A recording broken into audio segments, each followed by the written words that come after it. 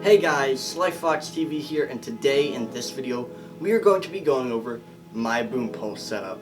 So let's get started. Alright, in this video today we're going over my boom pole setup, and hopefully this will give you an idea of how you can set up your boom pole, and also just give you an idea of just how a boom pole might be set up in general. Now obviously keep in mind this is not a pro setup. This is an indie filmmaker setup who doesn't have much money to his name. So basically what we have here is we have a Rode video mic mounted on here, and basically a painter's pole that I built myself and converted into a boom pole because I did not want to pay $50-something for a boom pole at the time.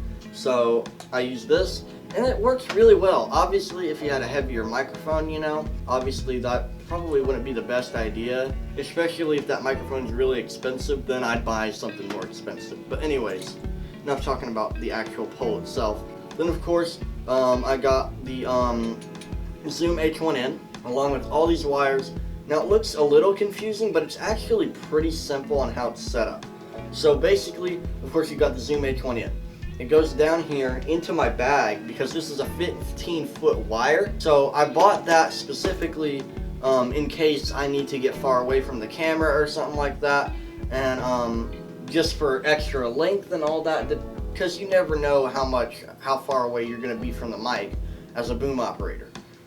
It goes all the way down here. It winds up in here and then goes back out and comes up here, goes up here, and goes up to the microphone.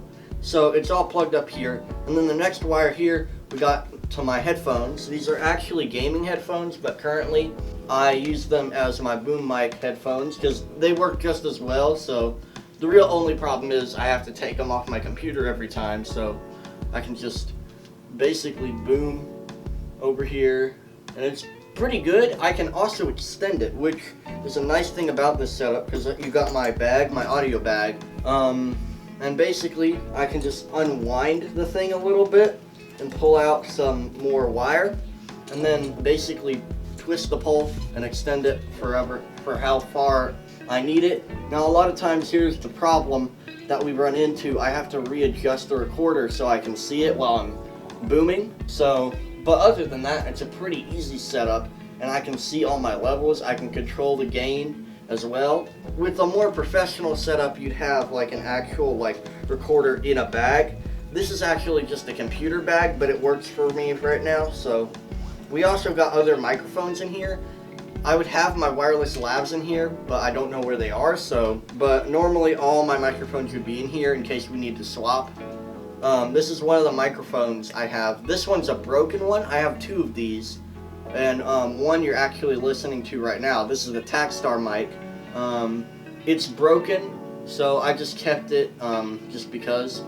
And basically, if say this one was still working, I could just take it out and swap microphones if I ever needed to. There's a slight sound difference between these two, so this one's slightly louder, which is good in some situations, but also it can be bad because of the echo, which you're probably kind of hearing right now. So it really catches that echo. But the great thing is, if you have a quiet talent or something like that, this microphone's great for that.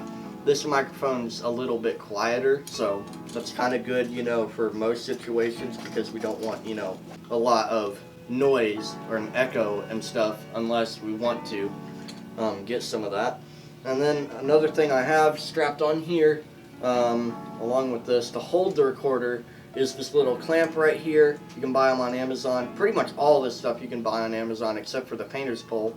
But then some of the other stuff I have in this bag is, of course, more wires, depending on, the situation.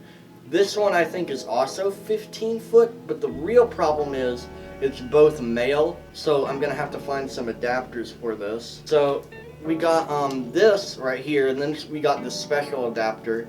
We got this is what you use on an amp.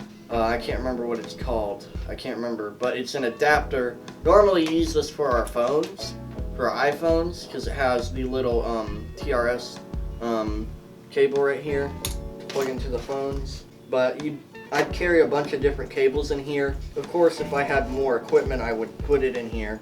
Another important thing that would go along with this, now the boom operator wouldn't carry this, but a lot of times I put this in here, but I put in my movie slate, and that's for the first AC to, the second AC, not the first AC, to do the clapping, because we need someone to do the clapper, because obviously the boom op can't do the clapping at the same time while he's booming.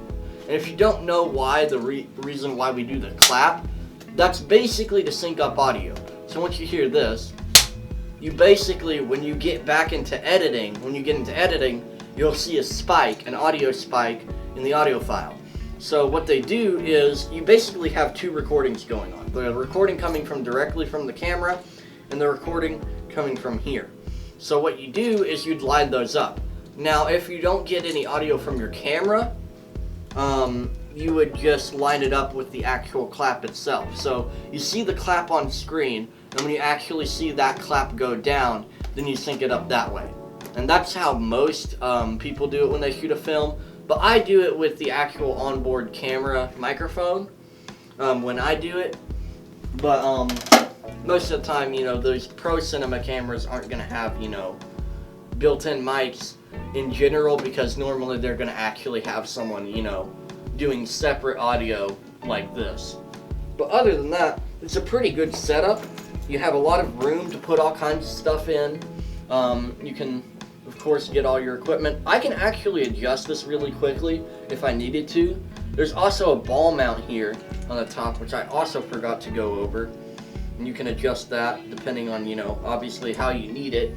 Especially if you're doing it up real high, which I don't recommend, but you never know. There might come a situation where you need to really boom it up real high. And you can just stretch it out however far you want, and it's also wireless, which makes it great because it's not all connected to the camera. So it makes it perfect for that job, and I can just keep adjusting it however I need it. I have a lot of room for my arms, and it's not too heavy either. Obviously, if you're standing there for a while, it's going to get heavy, but other than that, that's a basic review of my audio kit. And my wire came out, but that's kind of what it looks like spooled up. It's come a little undone because I've been adjusting with it, but other than that, that's a basic setup for my boom mic. I hope you guys enjoyed this video. Please like, subscribe, and I'll see you next time. Bye.